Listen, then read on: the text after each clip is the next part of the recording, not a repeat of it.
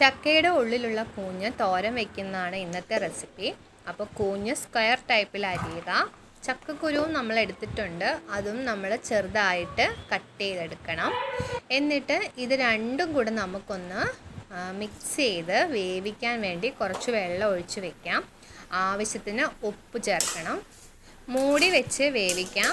വെന്തതിന് ശേഷം നമുക്ക് ഇതൊന്ന് കടു വറക്കണം. കടു വറക്കാൻ വേണ്ടി ചീനിച്ചട്ടി വെച്ചു, എണ്ണ ഒഴിച്ചു, കടു വറുത്തു.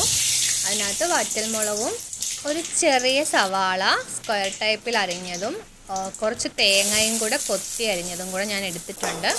അത് രണ്ടും ചെറുതായിട്ടൊന്ന് വഴറ്റി കൊടുക്കാം. തേങ്ങ ചിരകിയത് ചെറുതായിട്ടൊന്ന് ചതച്ചെടുത്തതാണിത്.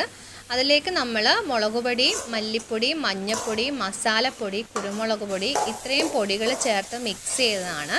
കറിവേപ്പില ഉണ്ടെങ്കിൽ ചേർത്ത് കൊടുക്കാം. എൻ്റെ കയ്യിൽ ഇല്ലായിരുന്നു. അപ്പോൾ തോരൻ റെഡിയായി. സബ്സ്ക്രൈബ് ചെയ്യാൻ മറക്കില്ല.